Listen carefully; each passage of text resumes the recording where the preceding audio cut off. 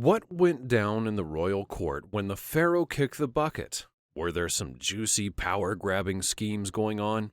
Was there a mob of sobbing subjects within the city? Or was it all cloak and dagger, a mask for mystery and intrigue? The story of how the Egyptian pharaohs bit the dust is like a wild ride through ancient times, a fascinating concoction made up of myths, reality, superstition, and fancy ceremonies. Come along with us as we dig deep into the tales of Egyptian pharaohs journeying into the afterlife. We're about to unveil secrets buried beneath the sand of the pyramids for ages. Get ready to dive headfirst into the world of pharaohs, a diabolical adventure featuring the stories of life, death, and gods. The death of a pharaoh. In ancient Egypt, when a pharaoh kicked the bucket, it was a really big deal. This leader was like the boss of everything religious, political, and social, and it felt like they were connected to the gods. Following ancient Egypt's concept of law, truth, and order called Ma'at, everything had to be kept in order somehow. So when a pharaoh died, it was major. The whole kingdom would be shaken. The pharaohs weren't only rulers, they were like gods on earth. They had all of the power and authority, and were the link between the gods and the people. They were responsible for keeping Egypt safe, prosperous, and stable. Their decisions affected everything, from religious ceremonies to running the country and leading military campaigns. People worshiped the pharaoh as though they were a god, so when they died, it was like the end of an era. Curtain falls on an amazing time. Pharaohs would die for different reasons, like natural causes, becoming sick, accidents, or even being assassinated. No matter what happened, it was a big deal for Egypt, sometimes called a power struggle because it wasn't always clear who would be the next pharaoh. The ruling elite would fight over who should take charge. They also believed that when a pharaoh died, it would cause harm to the entire universe. They thought that it threw the balance off. And so they did all of these rituals and ceremonies to make sure that power was handed over smoothly and everything went back to normal. They wanted to make sure the pharaoh had a safe trip into the afterlife and that Egypt would keep waxing strong. When news got out that a pharaoh had died, everyone in the kingdom would find out. There were those whose jobs were to go around and tell the people, and people would be incredibly sad. There would be a mourning period. The time for this period of mourning would be different depending upon who the pharaoh was, but the people would cry and wear dark clothing to show how sad that they were. During this sad time, everything in the kingdom came to a halt. Temples and government offices would close. Parties would be put on hold. It was a time for the people to reflect, remember the pharaoh, and prepare for the incoming leader. The journey to Duat, the Egyptian afterlife. The trip to the afterlife was a big deal in ancient Egypt. They took it incredibly serious and did all of the important things to make sure that things went smoothly. It was like a journey into another world, and they had to do many spooky rituals in order to make it work.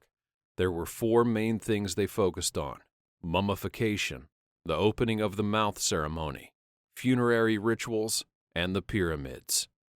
Mummification was one of the biggest parts of the journey. They had an entire process to preserve the body so that it would last into the afterlife. They would take out the organs, dry the body out, and wrap it up in bandages. They believed that by preserving this body, it would reunite with its soul and have an excellent life in the afterlife. Another important moment in the journey was the opening of the mouth ceremony. It was a special ritual to give the dead person the ability to see, talk, and eat in the afterlife. Priests would touch objects to the mummy's lips, which was supposed to give them back their senses and allow them to enjoy all of the goods that would be waiting for them. They also had many other rituals to make sure everything went smoothly. They would pray and make offerings on altars. They would chant. Priests and mourners would ask the gods for help and try to make sure that the dead person was taken care of. It was all about keeping a good relationship between the living and the gods. And then there were the pyramids, the amazing buildings that reached the sky and held the pharaohs and their family members. These large structures were like the ultimate symbol of power and the way to get to the afterlife. Inside, there were many passages and rooms where the dead person and their belongings would be. It was a symbol to show how important the pharaohs were and how they had become part of the stars. And so, this journey into the afterlife was an entire charade full of many processes.